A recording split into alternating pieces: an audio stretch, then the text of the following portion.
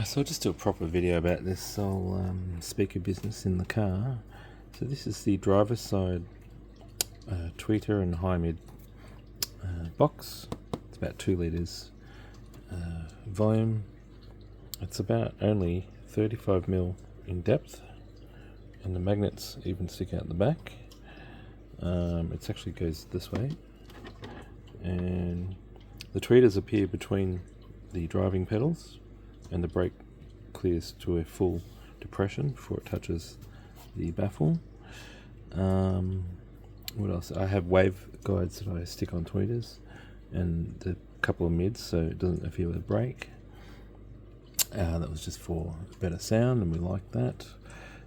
This design also had a shallow semicircular scallop that was for the steering wheel bulge into the firewall to make this box sit sort of flush into the thing. Now, I wanted to get more volume back into where it wasn't touching the firewall, so I went to all the trouble of learning all different types of scanning methods, and I eventually landed upon Kiri engine with LiDAR, and you need an iOS modern iPad to do it, or iPhone.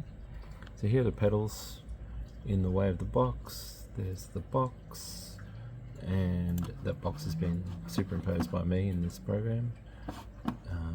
So we turn that off like that, and this purple area is the area still left unfilled behind the box and then into the firewall. So there it goes, dead and back. If I turn off that dead space, see, that's the actual scan of the actual firewall. And if you look at it from the side, you can see there's a nice little kind of I said a salmon fillet shape.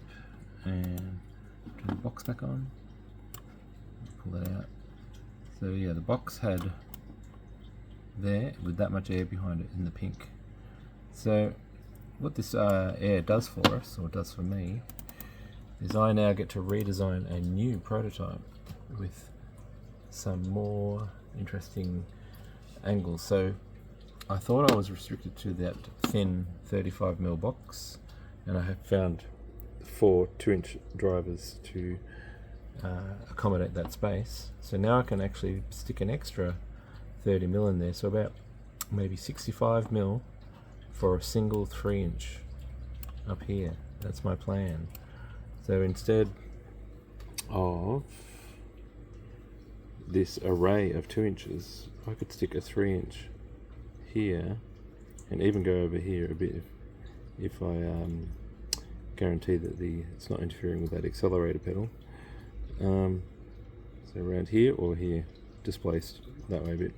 So that would give me more of a point source feeling. At the moment I have a larger kind of high mid point source. So when you're sitting back in the car, it's still like a sort of a slot, but it's about that wide.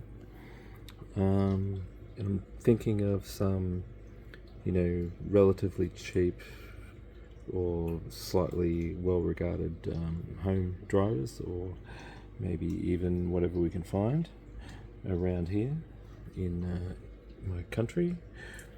So we're going to stick a 3-inch in here. I'm going to design it with a maximum 65 depth, and I didn't get around to showing you this bit. So this is the salmon fillet that I printed, which is just part. It's just part of this, like the first part.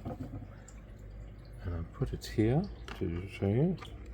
So that it lines up really with where the new 3-inch driver would be. So that's where the clearance is, because there's no clearance down here. See that? Just up here.